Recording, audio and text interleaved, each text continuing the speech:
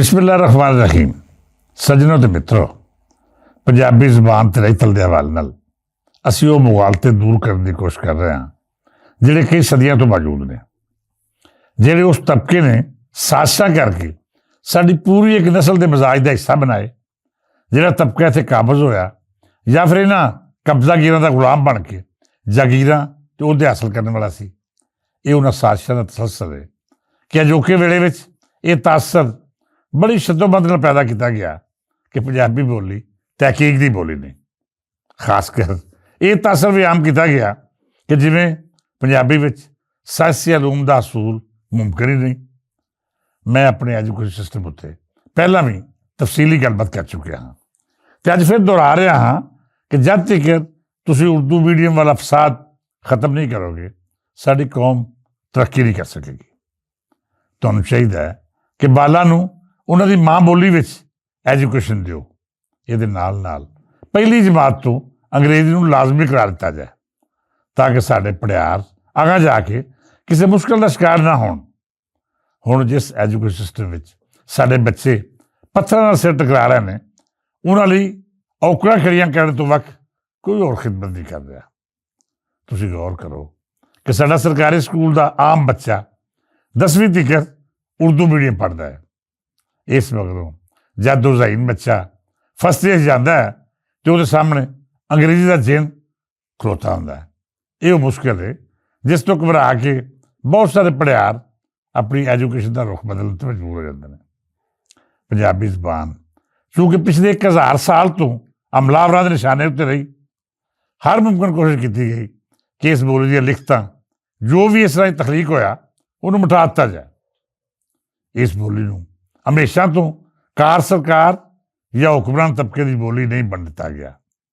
ਲਿਹਾਜ਼ਾ ਸਾਡੇ ਬਾਲਾਂ ਲਈ ਬੜਾ ਜ਼ਰੂਰੀ ਹੈ ਕਿ ਉਹ ਪੰਜਾਬੀ ਦੇ ਨਾਲ ਨਾਲ ਅੰਗਰੇਜ਼ੀ ਜ਼ੁਬਾਨ ਦਾ ਇਲਮ ਵੀ ਹਾਸਲ ਕਰਨ। ਹੁਣ ਬੇਲੀਓ ਉਸ ਪਾਸੇ ਆਈਏ ਜਿਹੜਾ ਇਲਜ਼ਾਮ ਇਸ ਹਿੱਸੇ ਵਿੱਚ ਉਜ਼ਮਾ ਰੂਮੀ ਹੋਰੀ ਲਾਉਂਦੀਆਂ ਨੇ, ਜਾਂ ਫਿਰ ਉਹਨਾਂ ਦੇ ਕਾਠੇ ਅਤੇ ਸਤਮਾਏ ਦਾਨਸ਼ਵਰ ਇਹ ਤਬਸਰਾ ਕਰਦੇ ਨੇ ਕਿ ਜੀ ਪੰਜਾਬੀ ਵਿੱਚ ਤਾਂ ਸਾਇੰਸ ਪੜ੍ਹਾਉਣਾ ਮੁਮਕਿਨ ਹੀ ਨਹੀਂ। ਸੱਜਣੋ, ਇਹ ਲੋਕ ਅੱਧੀ ਗੱਲ ਕਰਦੇ ਨੇ। ਇਹਨੂੰ ਆਪਣੀ ਬਰੀਕ ਵਾਰਦਾਤ ਪਾਉਣ ਲਈ ਇਸ ਸਾਜ਼ਿਸ਼ ਦਾ ਸਹਾਰਾ ਲੈਣਾ ਪੈਂਦਾ ਹੈ ਕਿ ਸਿਰਫ ਪੰਜਾਬੀ ਬੋਲੀ ਵਿੱਚ ਹੀ ਜਦੀਦ ਸਾਇੰਸ ਦੀ ਤਾਲੀਮ ਨਾਮੁਮਕਿਨ ਹੈ, ਜਾਂ ਫਿਰ ਪੰਜਾਬੀ ਬੋਲੀ ਮੈਡੀਕਲ ਸਾਇੰਸ ਜਾਂ ਇੰਜੀਨੀਅਰਿੰਗ ਦੀ ਜ਼ੁਬਾਨ ਨਹੀਂ ਬਣ ਸਕਦੀ। ਮੈਂ ਤਮਾਮ ਤਰ੍ਹਾਂ ਹਵਾਲੇ, ਦਲੀਲਾਂ ਅਤੇ ਤਾਰੀਖੀ ਪਿਛੋਕੜ ਲਾਂਭੇ ਰੱਖ ਕੇ ਸਿੱਧੀ ਜਿਹੀ ਗੱਲ ਕਰਾਂਗਾ ਜਿਹਦਾ ਰੱਦ ਇਹਨਾਂ ਦੀਆਂ 7 ਨਸਲਾਂ ਵੀ ਨਹੀਂ ਕਰ ਸਕਦੀਆਂ। ਚਲੋ ਅਸੀਂ ਫਰਜ਼ ਕਰ ਲੈਂਦੇ ਹਾਂ ਪੰਜਾਬੀ ਬੋਲੀ ਵਿੱਚ ਜਦੀਦ ਅਤੇ ਆਲਾ ਸਾਇੰਸੀ ਤਾਲੀਮ ਮੁਮਕਿਨ ਨਹੀਂ। ਕੀ ਕੋਈ ਮੈਨੂੰ ਇਸ ਗੱਲ ਦਾ ਜਵਾਬ ਦੇ ਸਕਦਾ ਹੈ ਕਿ ਉਹ ਜ਼ੁਬਾਨਾਂ ਜੇ ਸਾਡੀ ਨਿਸਬਤ ਤਰੱਕੀ ਯਾਫਤਾ ਹੋਣ ਦੇ ਨਾਲ ਨਾਲ ਉਹਨਾਂ ਮੁਲਕਾਂ ਵਿੱਚ ਰਾਜ ਨੇ ਜਿਹਨਾਂ ਨੇ ਕਦੀ ਗੁਰਬਤ ਨਹੀਂ ਵੇਖੀ, ਜਾਂ ਫਿਰ ਇੰਝ ਆਖ ਲਵੋ ਕਿ ਪਿਛਲੀ ਅੱਧੀ ਸਦੀ ਤੋਂ ਉੱਥੇ ਦੌਲਤ ਦੀ ਅਜਿਹੀ ਫਰਾਵਾਨੀ ਹੈ ਜਿਹਨੂੰ ਖੁਸ਼ਹਾਲੀ ਦੀ ਆਲਾ ਤਰੀਨ ਮਿਸਾਲ ਕਰਾਰ ਦਿੱਤਾ ਜਾ ਸਕਦਾ ਹੈ। ਕੀ ਉਹ ਜ਼ੁਬਾਨਾਂ ਜਿਹਨੂੰ ਸਾਡੇ ਬਾਜ਼ ਰੱਖੇ ਦੁਨੀਆ ਦੀਆਂ ਵੱਡੀਆਂ ਕਦੀਮ ਅਤੇ ਸ਼ਾਨਦਾਰ ਜ਼ੁਬਾਨਾਂ ਕਰਾਰ ਦਿੰਦੇ ਨੇ, ਉਹਨਾਂ ਵਿੱਚ ਜਦੀਦ ਸਾਇੰਸੀ ਅਲੂਮ ਜਾਂ ਮੈਡੀਕਲ ਸਾਇੰਸ ਦੀ ਤਾਲੀਮ ਦਿੱਤੀ ਜਾ ਰਹੀ ਹੈ? ਸਭ ਤੋਂ ਪਹਿਲਾਂ ਤੁਸੀਂ ਅਰਬ ਮੁਬਾਰਕ ਵੱਲ ਝਾਤ ਮਾਰੋ। ਸਾਊਦੀ ਅਰਬ ਅਤੇ ਤਵੀਲ ਅਰਸੇ ਤੋਂ ਆਜ਼ਾਦ ਹੈ ਨਾ, ਉਹ ਨਾ ਤਾਂ ਸਾਜ਼ਿਸ਼ਾਂ ਦਾ ਸ਼ਿਕਾਰ ਹੋਇਆ, ਨਾ ਹੀ ਉਹਦੇ ਖਿਲਾਫ ਕਿਸੇ ਖਾਸ ਤਬਕੇ ਨੇ ਕੁਛ ਸਕਾਫਤੀ ਸਾਜ਼ਿਸ਼ ਕੀਤੀ। ਪਰ ਉੱਥੇ ਵੀ ਜਦੀਦ ਸਾਇੰਸੀ ਅਲੂਮ ਦੀ ਜ਼ੁਬਾਨ ਅੰਗਰੇਜ਼ੀ ਹੈ। ਮੁਤਹਿਦਾ ਅਰਬ ਅਮਾਰਾਤ, ਈਰਾਨ ਤੋਂ ਲੈ ਕੇ ਉਹ ਰਿਆਸਤਾਂ ਜਿਹੜੀਆਂ ਅੰਗਰੇਜ਼ ਮੁਖਾਲਫ ਰਖਵਾਉਂਦੀਆਂ ਨੇ, ਉਹਨਾਂ ਦੇ ਪੜਿਆਰ ਵੀ ਆਲਾ ਸਾਇੰਸੀ ਅਲੂਮ ਲਈ ਅੰਗਰੇਜ਼ੀ ਦਾ ਸਹਾਰਾ ਲੈਂਦੇ ਨੇ। ਇਹਦੀ ਵੱਡੀ ਵਜ੍ਹਾ ਇਹ ਹੈ ਕਿ ਜਦ ਸਾਇੰਸ ਤਰੱਕੀ ਕਰ ਰਹੀ ਸੀ, ਜਦ ਮੈਡੀਕਲ ਅਤੇ ਇੰਜੀਨੀਅਰਿੰਗ ਦਾ ਤਜਰਬਾਤੀ ਦੌਰ ਸੀ, ਜਿਸ ਵੇਲੇ ਇਨਸਾਨ ਨਵੇਂ ਤਜਰਬਾਤ ਦੇ ਨਾਲ ਨਵੇਂ ਨਤੀਜੇ ਅਖਜ਼ ਕਰ ਰਿਹਾ ਸੀ, ਉਸ ਵੇਲੇ ਬੇਸ਼ਤਰ ਰਿਆਸਤਾਂ ਉੱਤੇ ਅੰਗਰੇਜ਼ ਦਾ ਤਸੱਲਤ ਕਾਇਮ ਸੀ। ਜਾਂ ਦੁਨੀਆ ਦੀਆਂ ਜ਼ਿਆਦਾਤਰ ਰਿਆਸਤਾਂ ਅੰਗਰੇਜ਼ਾਂ ਦੀਆਂ ਕਾਲੋਨੀਆਂ ਸਨ, ਜਾਂ ਫਿਰ ਉਹਨਾਂ ਦੇ ਜ਼ੇਰੇ ਅਸਰ। ਅੰਗਰੇਜ਼ ਦਾ ਤਸੱਲਤ ਕਈ ਸਦੀਆਂ ਤੱਕ ਰਿਹਾ। ਖਾਸ ਕਰ ਇਲਮੀ ਤਰੱਕੀ ਦੀਆਂ ਉਹ ਸਦੀਆਂ ਜਦ ਸਾਇੰਸੀ ਅਲੂਮ ਨੇ ਕਰਿਸ਼ਮਾਤੀ ਤਜਰਬੇ ਕੀਤੇ, ਉਹ ਅੰਗਰੇਜ਼ੀ ਦੇ ਅਰੂਜ ਦਾ ਜ਼ਮਾਨਾ ਸੀ। ਜ਼ਾਹਰ ਹੈ ਜਿਹੜੀਆਂ ਗੁਲਾਮ ਕੌਮਾਂ ਸਨ, ਜਦ ਉਹਨਾਂ ਉੱਤੇ ਅੰਗਰੇਜ਼ੀ ਦਾ ਤਸੱਲਤ ਹੋਵੇਗਾ, ਵਸਾਇਲ ਉੱਤੇ ਅੰਗਰੇਜ਼ ਦਾ ਕਬਜ਼ਾ ਹੋਵੇਗਾ, ਫਿਰ ਯਕੀਨੀ ਤੌਰ 'ਤੇ ਉਹਨਾਂ ਦਾ ਅੰਗਰੇਜ਼ੀ ਦੇ ਗਲਬੇ ਨੂੰ ਕਬੂਲ ਕਰਨਾ ਵੀ ਐਨ ਫਿਤਰੀ ਅਮਰ ਹੈ। ਲਿਹਾਜ਼ਾ ਜਿਹੜੀਆਂ ਰਿਆਸਤਾਂ ਕਿਸੇ ਦੀ ਕਾਨੂੰਨੀ ਨਹੀਂ ਰਹੀਆਂ, ਜਦ ਉਹਨਾਂ ਦੀ ਜ਼ੁਬਾਨ ਸਾਇੰਸੀ ਵਾਲਾ ਨਹੀਂ ਬਣ ਸਕੀ, ਤਾਂ ਫਿਰ ਤੁਸੀਂ ਉਸ ਬੋਲੀ ਨਾਲ ਸ਼ਿਕਾਇਤ ਕਿਵੇਂ ਕਰ ਸਕਦੇ ਹੋ ਜਿਹੜੀ ਮੁਸਲਸਲ 1000 ਸਾਲ ਤੋਂ ਗੈਰ ਮੁਲਕੀ ਦੇ ਨਿਸ਼ਾਨੇ ਉੱਤੇ। ਸੱਜਣ ਪਿਆਰਿਓ, ਪੰਜਾਬੀ ਦੇ ਖਿਲਾਫ ਬੁਗਜ਼ ਦਾ ਇਜ਼ਹਾਰ ਕਰਨ ਵਾਲੇ ਇਹਨਾਂ ਕਾਠੇ ਤੇ ਸਤਮਾਏ ਦਾਨਸ਼ਵਰਾਂ ਨੂੰ ਮੈਂ ਸਿਰਫ ਇੱਕ ਮਿਸਾਲ ਦੇਵਾਂਗਾ, ਜਿਹਦੇ ਮਗਰੋਂ ਇਹ ਜਿੰਨਾ ਮਰਜ਼ੀ ਢਿੱਲ ਲਾ ਲੈਣ, ਇਹਨੂੰ ਰੱਦ ਨਹੀਂ ਕਰ ਸਕਦੇ।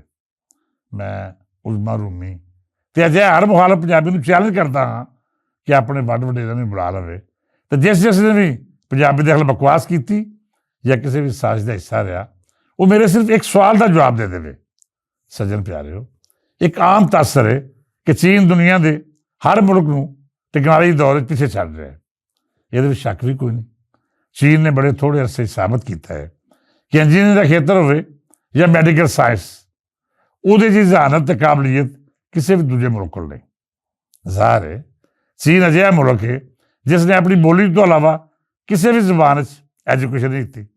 ਖਾਸ ਤੌਰ 'ਤੇ ਜਦੀਦ ਸਾਇੰਸ ਦਾ ਨਿਸਾਬ ਵੀ ਉਹਨਾਂ ਦੀ ਆਪਣੀ ਬੋਲੀ ਵਿੱਚ ਹੀ ਆਲਾ ਸਤਰ ਤੱਕ ਮੌਜੂਦ ਹੈ।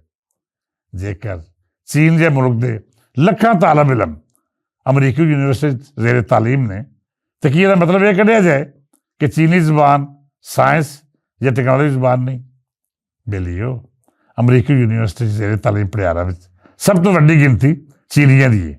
ਜੀ ਹਾਂ, ਉਹ ਚੀਨ ਜਿਹੜਾ ਟੈਕਨੋਲੋਜੀ ਦੇ ਹਵਾਲੇ ਨਾਲ ਸਭ ਤੋਂ ਅੱਗੇ ਸਮਝਿਆ ਜਾਂਦਾ ਹੈ। ਉਹ ਚੀਨ ਜਿਹਦੀ ਇੰਜੀਨੀਅਰਿੰਗ ਸਾਇੰਸ ਨੇ ਦੁਨੀਆ ਦੇ ਮੰਨੇ ਪ੍ਰਮੰਨੇ ਰਾਈਫਲ ਤਿਆਰਿਆਂ ਨੂੰ ਛਿੱਤਰ ਮਾਰੇ। ਉਹ ਚੀਨੀ ਆਲਾ ਤਾਲੀਮ ਹਾਸਲ ਕਰਨ ਲਈ ਅਮਰੀਕੀ ਯੂਨੀਵਰਸਿਟੀਆਂ ਦਾ ਰੁੱਖ ਕਰਦੇ ਨੇ, ਜਿਹੜੀਆਂ ਅੰਗਰੇਜ਼ੀ ਵੀ ਤਾਲੀਮ ਦਿੰਦੀਆਂ ਨੇ। ਇੰਜੀ ਜਾਪਾਨੀ, ਜਰਮਨ ਵੀ ਆਲਾ ਤਾਲੀਮ ਹਾਸਲ ਕਰਨ ਲਈ ਅੰਗਰੇਜ਼ੀ ਜ਼ਬਾਨ ਦਾ ਸਹਾਰਾ ਲੈਂਦੀਆਂ ਨੇ। ਕੀ ਮੈਂ ਉਜ਼ਮਾ ਰੂਮੀ ਤੋਂ ਸਵਾਲ ਕਰਨ 'ਚ ਹੱਕ ਬਜਾਨਬ ਨਹੀਂ ਕਿ ਜੇਕਰ ਪੰਜਾਬੀ ਬੋਲੀ ਰਾਹੀਂ ਜਦੀਦ ਤੇ ਆਲਾ ਸਾਇੰਸੀ ਅਲੂਮ ਦਾ ਅਸੂਲ ਮੁਮਕਿਨ ਨਹੀਂ, ਤੇ ਕੀ ਤੁਹਾਡੇ ਬਿਆਨ ਪਾਰੋਂ ਇਹ ਬੋਲੀ ਇਸ ਕਾਬਲ ਨਹੀਂ ਕਿ ਬਾਲਾਂ ਨੂੰ ਜਦੀਦ ਸਾਇੰਸੀ ਅਲੂਮ ਨਾਲ ਰੋਸ਼ਨਾਸ ਕਰਾ ਸਕੇ? ਤੇ ਫਿਰ ਕੀ ਤੁਸੀਂ ਇਹੋ ਹੀ ਫਤਵਾ ਚੀਨੀ, ਜਰਮਨ, ਜਾਪਾਨੀ, ਫਰੈਂਚ ਤੇ ਯੂਰਪ ਦੀਆਂ ਉਹਨਾਂ ਕੌਮਾਂ ਉੱਤੇ ਵੀ ਲਾਓਗੇ ਜਿਹੜੇ ਆਪਣੀ ਬੋਲੀ ਛੱਡ ਕੇ ਆਲਾ ਤਾਲੀਮ ਲਈ ਅੰਗਰੇਜ਼ੀ ਨਿਸਾਬ ਦਾ ਸਹਾਰਾ ਲੈਂਦੀਆਂ ਨੇ? ਜਰਮਨ ਤੇ ਤਰੱਕੀ ਦੇ ਹਵਾਲੇ ਨਾਲ ਅੰਗਰੇਜ਼ਾਂ ਤੋਂ ਬਹੁਤ ਅਗਾਂਹ ਨੇ। ਜਾਪਾਨੀ ਦੇ ਹਵਾਲੇ ਨਾਲ ਤੇ ਕਦੀ ਕੋਈ ਚੈਲੰਜ ਨਹੀਂ ਕਰ ਸਕਦਾ। ਪਰ ਇਹ ਸਭ ਜਦੀਦ ਸਾਇੰਸੀ ਅਲੂਮ ਦੇ ਅਸੂਲ ਲਈ ਅੰਗਰੇਜ਼ੀ ਜ਼ਬਾਨ ਵਿੱਚ ਪੜ੍ਹਾਉਣ ਵਾਲੇ ਮੁਲਕਾਂ ਦਾ ਰੁੱਖ ਕਰਦੇ ਨੇ। ਸੋ ਬੇਲੀਓ, ਉਜ਼ਮਾ ਰੂਮੀ ਹੋਵੇ ਜਾਂ ਫਿਰ ਕੋਈ ਹੋਰ ਸਤਮਾਇਆ ਦਾਨਸ਼ਵਰ, ਉਹਦਾ ਪੰਜਾਬੀ ਦੇ ਖਿਲਾਫ ਬਕਵਾਸ ਕਰਨਾ ਖਾਲਸਤਰ ਉਹਦੇ ਅਹਿਸਾਸੇ ਕਮਤਰੀ ਦੀ ਅਲਾਮਤ ਹੈ। ਉਹ ਬੁਗਜ਼ੇ ਪੰਜਾਬੀ ਦੇ ਮਰਜ਼ੇ ਮੁਬਤਲਾ ਹੈ। ਉਹਨੂੰ ਸਿਰਫ ਔਰ ਸਿਰਫ ਪੰਜਾਬੀ ਵਿਖਾਈ ਦਿੰਦੀ ਹੈ, ਜਦ ਕਿ ਦੂਜੀਆਂ ਤਰੱਕੀ ਯਾਫਤਾ ਕੌਮਾਂ ਵੀ ਅੰਗਰੇਜ਼ੀ ਬੋਲੀ ਦਾ ਸਹਾਰਾ ਲੈ ਰਹੀਆਂ ਨੇ। ਰੱਬ ਸੱਚਾ ਮੇਰੇ ਦੇਸ਼ ਨੂੰ ਇਹੋ ਜਿਹੇ ਨਫ਼ਸਲਬਾਜ਼ਾਂ ਤੇ ਦਾਨਸ਼ਵਰਾਂ ਦੇ ਜਾਲੀ ਨੁਮਾਇੰਦਿਆਂ ਤੋਂ ਮਹਿਫੂਜ਼ ਰੱਖੇ। ਮੇਰੀ ਰੱਬ ਸੱਚੇ ਅੱਗੇ ਦੁਆ ਹੈ ਕਿ ਮੇਰੀ ਕੌਮ ਨੂੰ ਜਦੀਦ ਅਲੂਮ ਦੇ ਨਾਲ ਨਾਲ ਸਾਇੰਸੀ ਤਰੱਕੀ ਨਾਲ ਰੋਸ਼ਨਾਸ ਕਰੇ। ਮੇਰੇ ਤੇ ਰਸੂਲ ਸੱਲੱਲਾਹੁ ਅਲੈਹਿ ਵਸੱਲਮ ਨੇ ਫਰਮਾਇਆ ਕਿ ਇਲਮ ਹਾਸਲ ਕਰੋ, ਬੇਸ਼ੱਕ ਤੁਹਾਨੂੰ ਚੀਨ ਜਾਣਾ ਪਵੇ।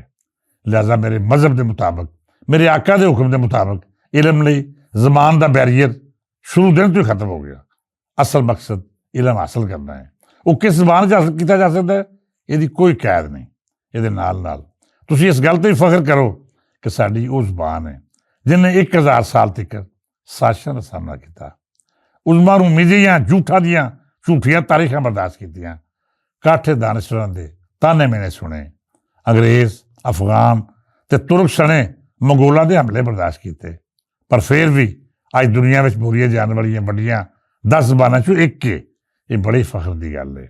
ਅੱਜ ਲਈ ਨਹੀਂ, ਕੱਲ੍ਹ ਫਿਰ ਕਿਸੇ ਨਵੇਂ ਮੌਜੂਦ ਨਾਲ ਵਿਚਾਰ ਵਟਾਂਦਰਾ ਕਰਾਂਗੇ। ਮੈਨੂੰ ਇਜਾਜ਼ਤ ਦਿਓ। ਦੁਆ ਵਿੱਚ ਸ਼ਮਾਰ ਰੱਖਣਾ ਕਿਉਂ ਜੇ ਦੇਸ਼ ਪੰਜਾਬ ਦੀ ਧਰਤੀ ਉੱਤੇ ਵਸਣ ਵਾਲਿਆਂ ਲਈ ਇੱਕ ਦੂਜੇ ਲਈ ਦੁਆਵਾਂ ਤੋਂ ਵੱਡਾ ਤੋਹਫਾ ਕੋਈ ਹੋ ਹੀ ਨਹੀਂ ਸਕਦਾ। ਵਸਦੇ ਰਹੋ, ਜਿਉਂਦੇ ਰਹੋ ਤੇ ਰੱਬ ਤੁਹਾਨੂੰ ਅਜਿਹੀਆਂ ਕਪੱਤੀਆਂ ਜ਼ਨਾਨੀਆਂ ਦੇ ਸ਼ਰ ਤੋਂ ਮਹਿਫੂਜ਼ ਰੱਖੇ। ਇਜਾਜ਼ਤ ਦਿਓ। ਰੱਬ ਰੱਖਾ।